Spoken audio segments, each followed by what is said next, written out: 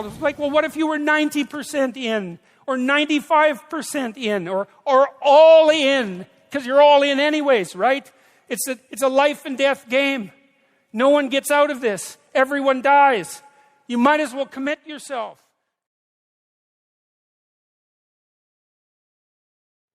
Well, people don't do that. They don't sit down and think, all right, let's figure it out. You've got a life. It's hard, obviously. It's like 3 years from now, you can have what you need. You've got to be careful about it. You can't have everything.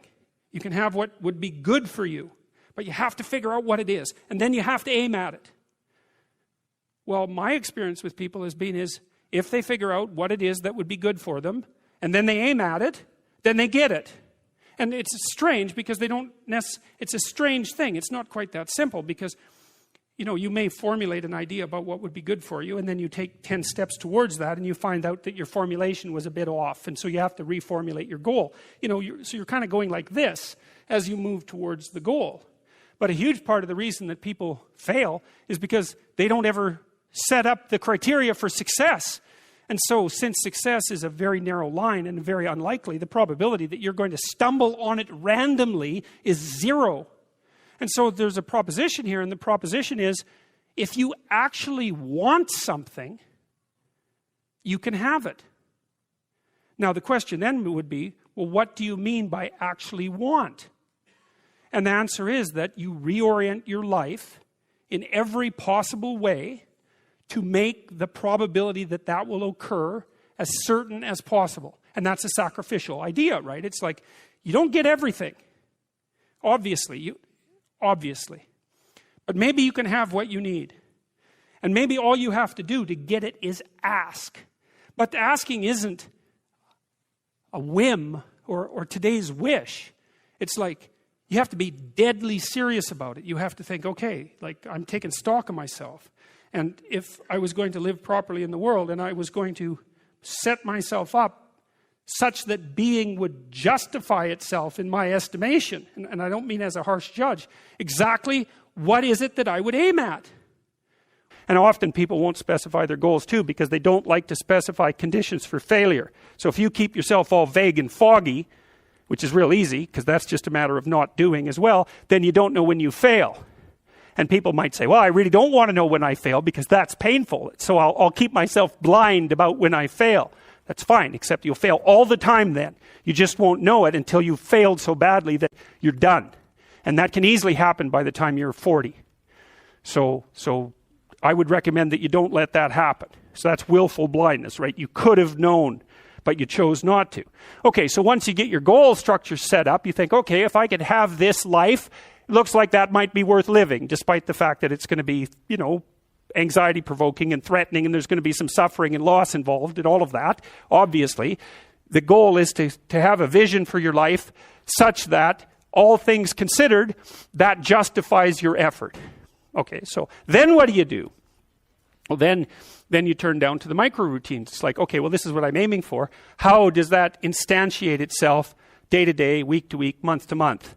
And that's where something like a schedule can be unbelievably useful. Google Calendar. It's like, make a damn schedule and stick to it. Okay, so what's the rule with the schedule? It's not a bloody prison. That's the first thing that people do wrong. They say, well, I don't like to follow a schedule. Well, it's like, well, what kind of schedule are you setting up? Well, I have to do this, then I have to do this, then I have to do this, and then I just go play video games because who wants to do all these things that I have to do? It's like, wrong. Set the damn schedule up so that you have the day you want. That's the trick. It's like, okay, I've got tomorrow. If I was going to set it up so it was the best possible day I could have, practically speaking, what would it look like? Well, then you schedule that. And obviously there's a bit of responsibility that's going to go along with that, because if you have any sense, one of the things that you're going to insist upon is that at the end of the day, you're not in worse shape than you were than at the beginning of the day, right? Because that's a stupid day. If you have a bunch of those in a row, you just dig yourself a hole and then you bury yourself in it. It's like, sorry, that's just not a good strategy. It's a bad strategy. So maybe 20% of your day has to be responsibility and obligation, or maybe it's more than that, depending on how far behind you are. But even that, you can ask yourself, okay, well, I've got these responsibilities. I have to schedule the damn things in. What's the right ratio of responsibility to reward? And you can ask yourself that, just like you'd negotiate with someone who is working for you. It's like, okay, you got to work tomorrow. Okay, so I want you to work tomorrow. And you might say, okay, well, what are you going to do for me that makes it likely that I'll work for you? Well, you could ask yourself that, So maybe you do an hour of responsibility and then you play a video game for 15 minutes. I don't know, whatever turns your crank, man. But, you have to negotiate with yourself and not tyrannize yourself. Like you're negotiating with someone that you care for, that you would like to be productive and have a good life. And that's how you make the schedule. It's like, and then you look at the day and you think, well, if I had that day, that'd be good. Great. And you're useless and horrible, so you'll probably only hit it with about 70% accuracy, but that beats the hell out of 0, right? And if you hit it even with 50% accuracy, another rule is, well, aim for 51% the next week, or 50.5% for God's sake, or because you're going to hit that position where things start to loop back positively and spiral you upward. That's rule 1, right? To stand up straight with your shoulders back, is to take on the onslaught and to enter the contentious ring and to do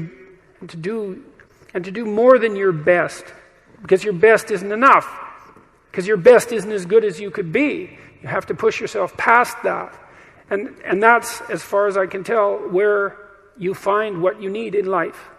You find the meaning that sustains you in life, and you find the patterns of action that redeem the world, both at the same time. I mean, life is a very difficult business,